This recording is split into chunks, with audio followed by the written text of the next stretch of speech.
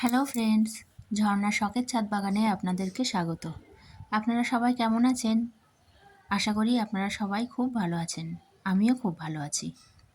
এখানে দেখুন আমি যে গ্লাসে শিমের দানা বসিয়েছিলাম, কি সুন্দর চারা বেরিয়েছে।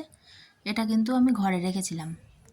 সেটা তো আপনাদের সাথে শেয়ারও করেছিলাম, কিন্তু বাইরেও অনেক দানা বসিয়েছিলাম ছাদ বাগানে, একটা চারাও বেরোয়নি কিন্তু। তো গ্লাসের চারাগুলো এখন আমি ছাদ বাগানে বসিয়ে দিলাম।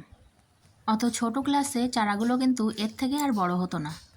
যা বড় হয়েছে গাছগুলো, তো এখন বৃষ্টির জল সহ্য করার ক্ষমতা ওদের হয়ে গেছে। আশা করি গাছগুলো আর মরার ভয় নেই।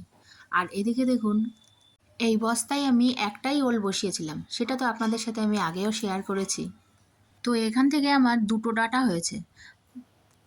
যে ডাঁটাটা পরে হয়েছে সেই ডাঁটাটাই আমি কেটে নিলাম, আর মেন যে গাছটা ওটাই কিন্তু রেখে দিলাম, ওর থেকেই ওলটা বড় হবে। দেখুন বন্ধুরা, কত বড় হয়েছে ডাঁটাটা। আর এদিকে দেখুন কত বড় একটা উচ্ছে হয়েছে। গাছটা কিন্তু পুরনো, নতুন করে আবার ডগা ছেড়ে আবার নতুন করে উচ্ছে দিচ্ছে। ভেবেছিলাম কিন্তু উচ্ছে গাছটা তুলে দেব, তো বৃষ্টির কারণে ছাদেও আসতে পারেনি আর উচ্ছে গাছটা তুলতেও পারেনি। এত বৃষ্টিতে আমার এই একটাই উপকার করেছে। যদি বৃষ্টি না হতো তাহলে তো উচ্ছে গাছটা আমি তুলেই দিতাম, আর এত সুন্দর কি আর উচ্ছে পেতাম?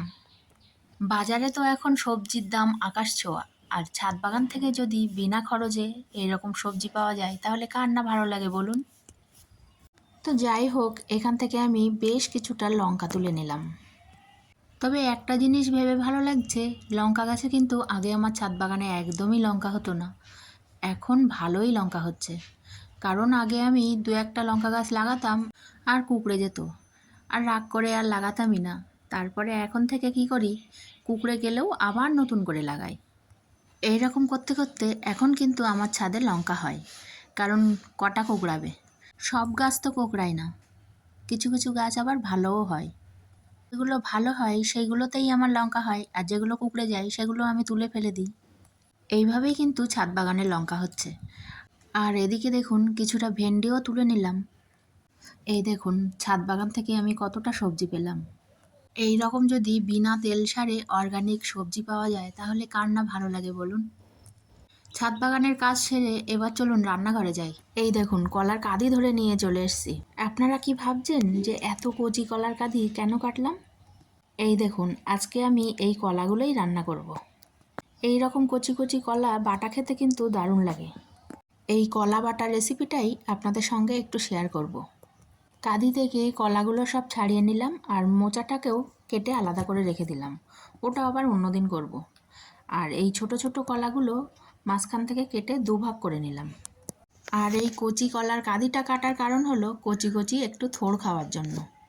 যেহেতু এটা ডয়রা কলা ছিল, ডয়রা কলার থোড় খেতে কিন্তু দারুণ লাগে, আরও যদি কচি হয় তাহলে তো কোনো কথাই নেই।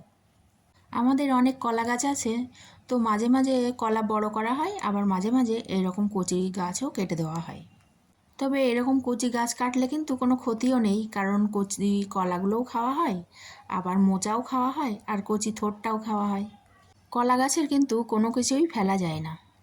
আপনারা আমার মতো একবার কচি কলা বাটা করে খেয়ে দেখবেন, খেতে কিন্তু দারুণ লাগে। যদি কচি কলা এরকম আপনারা জোগাড় করতে পারেন, তবে গাছ না থাকলে তো এভাবে এরকম কলা পাওয়া যায় না, এ কলা তো বাজারে কিনতে পাওয়া যায় না। তবে যদি কখনো সম্ভব হয় একবার খেয়ে দেখবেন, আশা করি খুব ভালো লাগবে। আর এদিকে দেখুন কলাগুলো একটু হলুদ দিয়ে সেদ্ধ করে নিলাম। তারপরে কলাগুলোকে ঠান্ডা করে এর সঙ্গে রসুন, কাঁচা লঙ্কা, জিরে, মরিচ দিয়ে পেস্ট করে নিলাম।